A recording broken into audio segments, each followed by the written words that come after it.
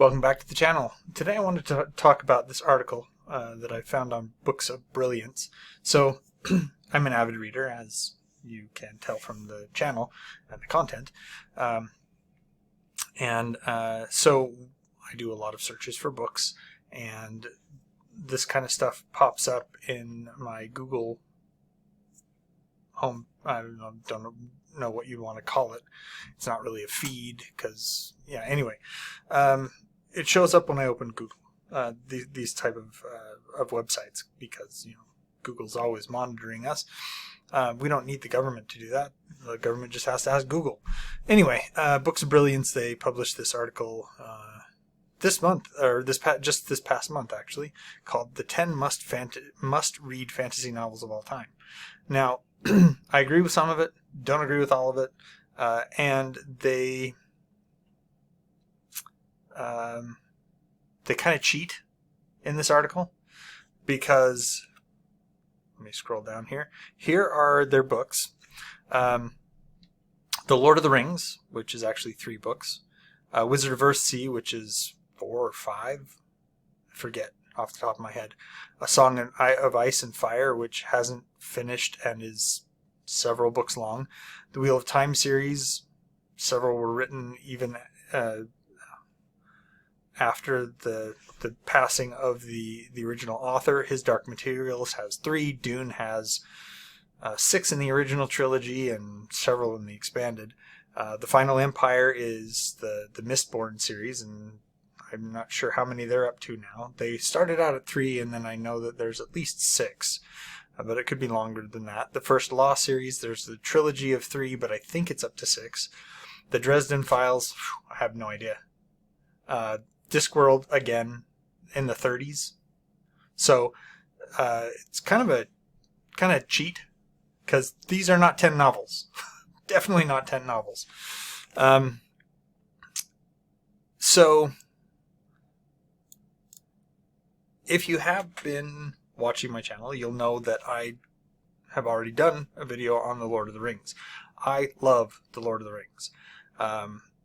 It's one of my favorite series. I tend to read it once every couple of years or so. I've already started rereading it again this year.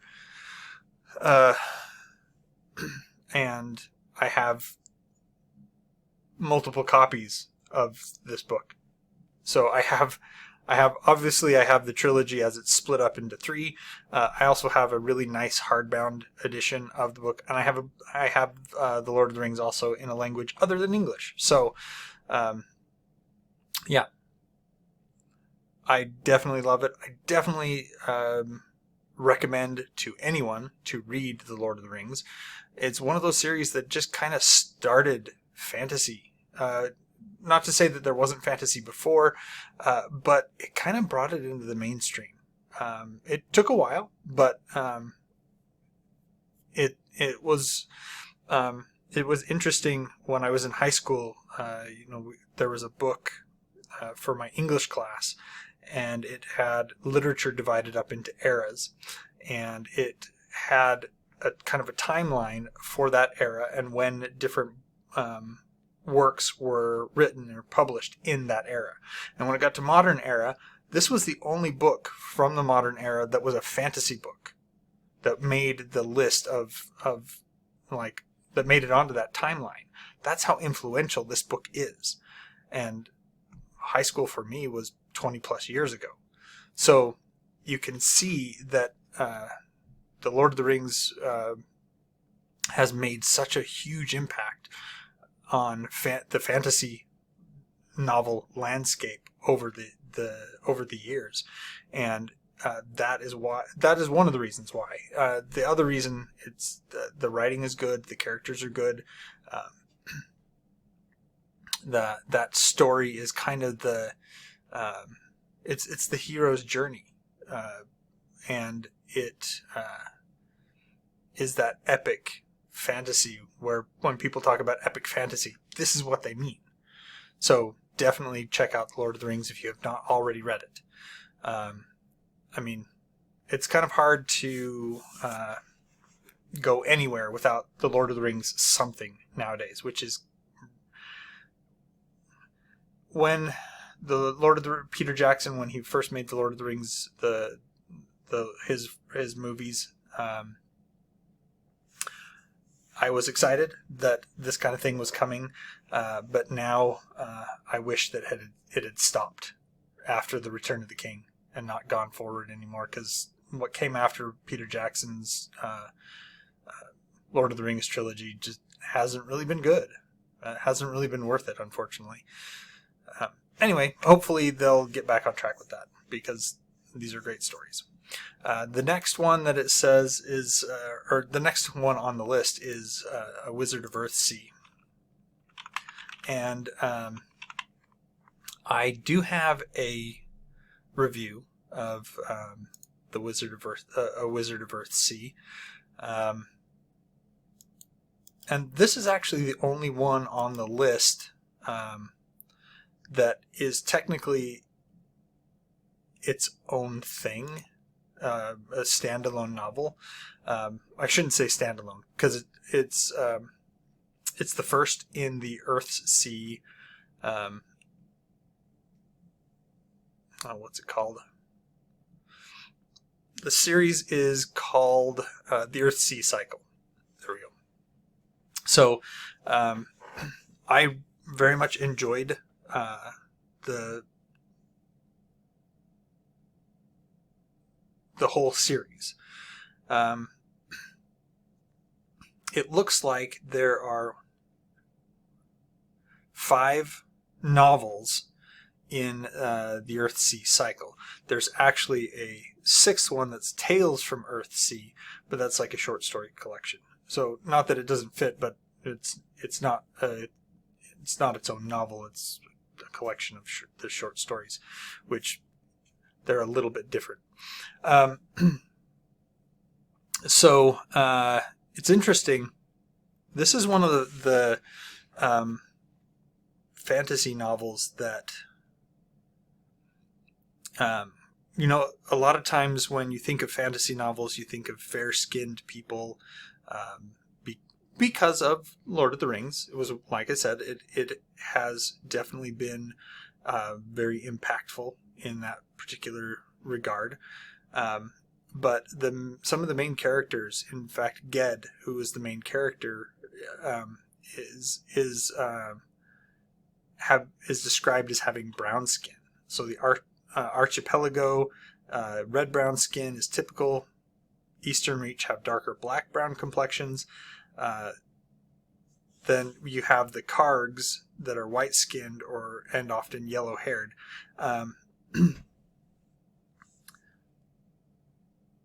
And so now Ursula K. Le Guin, I think I said that right. Anyway, apparently she has criticized fantasy novels that trope that the character should be white and society should resemble Middle Ages.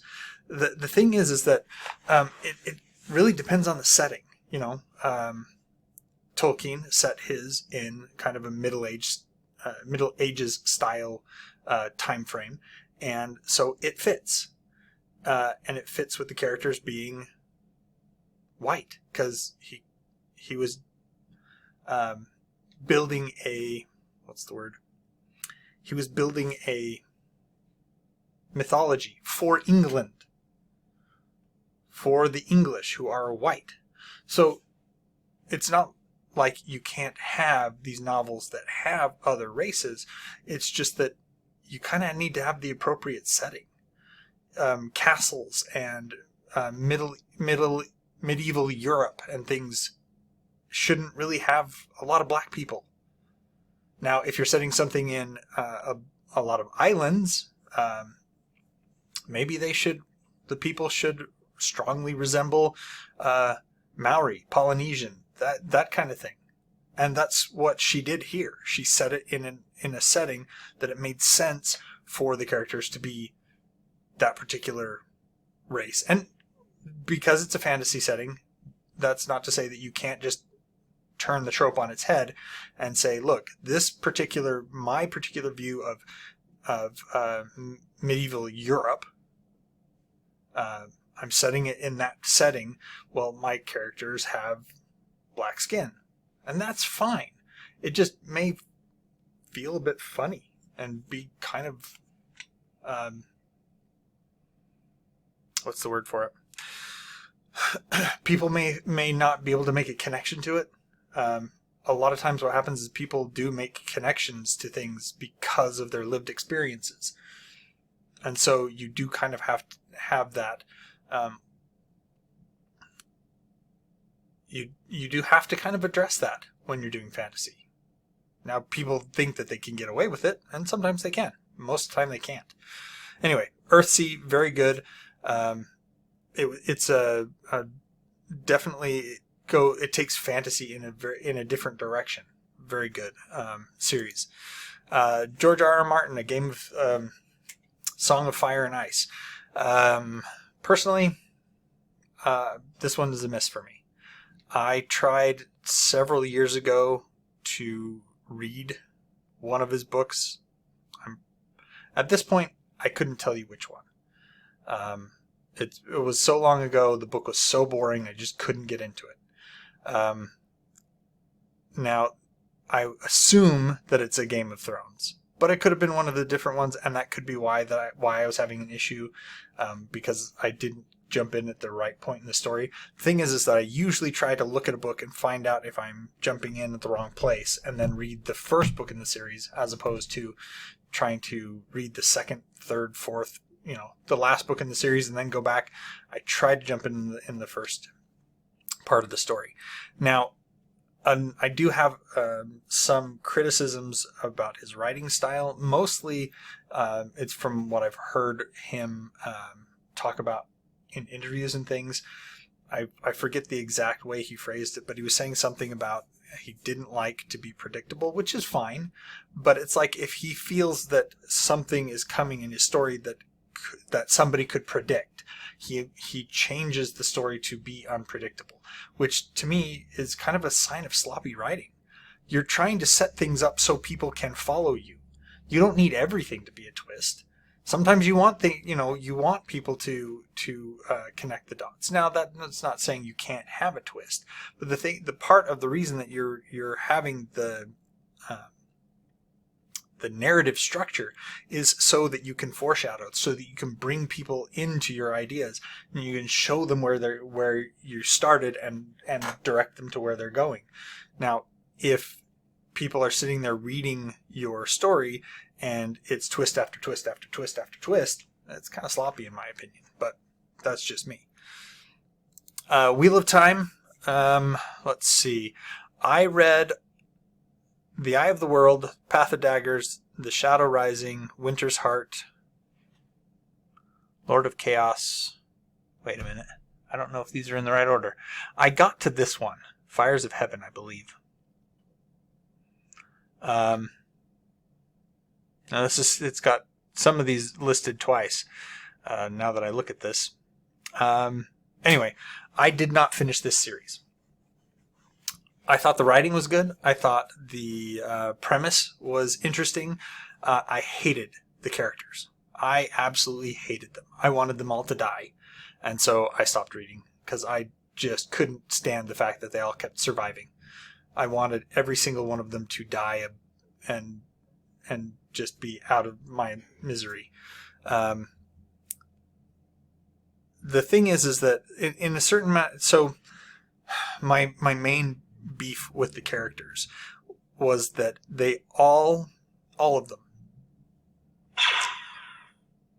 I shouldn't say all of them, what I should say is the female characters, it was like they were prejudiced against the male characters. The male characters couldn't do anything for a heroic or noble reason. Everything that they did was because they were idiots or crazy or something like that. Now, in a certain sense, it made sense. Randall Thor, he was the second coming of the dragon, and I think that's right. And he was, because of his ability to access the magical power of that particular setting, that magical power had been tainted by the Dark One. It's been a while since I've read these. Please forgive me if I get things wrong. But any man who accessed this power would slowly be driven mad. And so the other characters questioning his motives made sense, because he was able to access this power, and who knows, but maybe it's driving him crazy. But there were several male characters in this series, and all the female characters thought that they couldn't have been doing something for a right and noble reason. They had to have been doing it for the wrong reason. They had to be doing it because, I don't know, somehow their friend was going crazy, so it was bleeding off onto the rest of the guys. I don't know. It didn't make any sense. So because of that, I wanted them all to die. I couldn't stand any of them.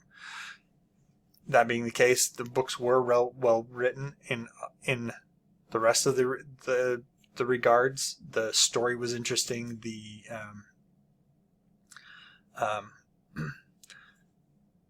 The kind of cyclical nature of the history of the world was kind of an interesting take. And so I really enjoyed the first book, but as it got going on, I just had this anger inside of me, and I just couldn't stand the fact that the main characters kept surviving. So take that for what you will. The Golden Compass, The Subtle Knife, and The Amber Spyglass, those are the 3 books in Philip Pullman's His Dark Materials. This one I haven't read. Personally, I have seen the movie, and I realize that the movie is not necessarily a good reflection on the books, because the movie did so poorly and there was a lot of problems with it. But being that I am not an atheist and I am a member of organized religion, I think I'll steer clear. The thing is that if you're an author, do whatever you want. And Philip K. Pullman, he has basically, or I think I might be getting that wrong. Philip Pullman, I may be crossing him with somebody else. Philip Pullman, he basically wrote these as it was almost like, anyway, it was an attack on organized religion and God. And, you know, like I said, it's your book, you write it, do whatever you want. But that doesn't mean I need to read it. So that's why I'm steering clear. Dune, I loved the Dune series. I thought the first book in the Dune series was amazing. The rest of them, not so much.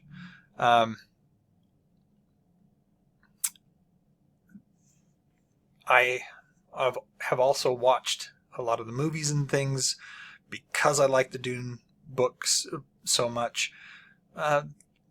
It's hard to say that the movies do the books justice. I don't know what to say. Like I said, I read the original 6. I've actually read the extended the series of books, and I don't know. It just seems interesting the way that Brian Herbert seemed to have changed what his father was trying to do. I could be wrong. What I heard was they basically said that these books came from like a safety deposit box. The second ones, second kind of series, but very good. So I'm not really a sci-fi guy, but these are sci-fi novels. Brandon Sanderson, I haven't read the Mistborn series yet. It's on my bookshelf. I plan to read it. I've read some of his other books. I read The Way of Kings. That's the one I can think of off the top of my head that I have read of his, and it was amazing. I highly anticipate getting into the Mistborn series. And as you can see, it looks like there are quite a few here. Haven't read the First Law trilogy. I will have to look into it and see how I feel. Let me know if you've read the First Law trilogy, what you thought of it. Let's see. I need to go the other way. Okay. I have read a lot of the Dresden Files. I haven't read, I think I haven't read From Small Favors on. And mostly it's not because I got bored with reading the books or I didn't like them or anything like that. It's just that I had caught up to where Jim Butcher was in his publishing of these novels. And I was checking these out from the library, and he didn't have another one coming for a while. And so I got onto other books, and I haven't gone back to the series to read the rest of it. I very much enjoyed it. Urban fantasy, set in modern day Chicago, I want to say. I could be wrong about that. But basically, Harry Dresden, he is a magician, and he's the only one who is, basically he put himself in the phone book as practicing magician.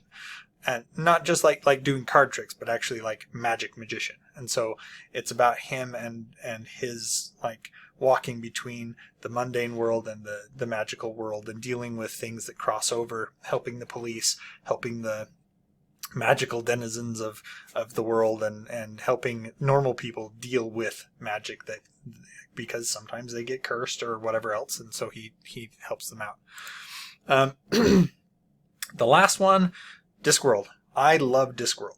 I have all the Discworld novels, and I actually have some of the Discworld like miniseries that they've made off of it. I really liked the Hogfather and the Color of Magic that they did.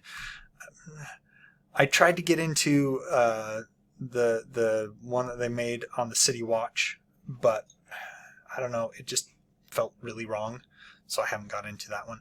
Anyway, there are 30 some odd novels in the Discworld series, and it is humor, comedy fantasy is the best way to describe it.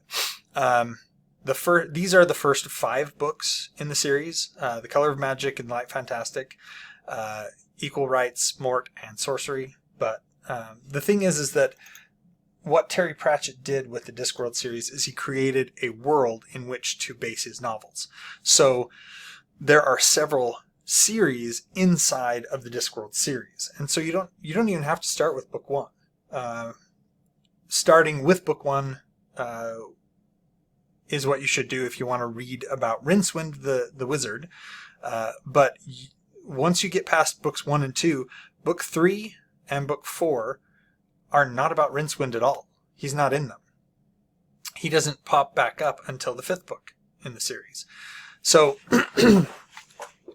there's a series about witches. There's a series about death, as in the Grim Reaper.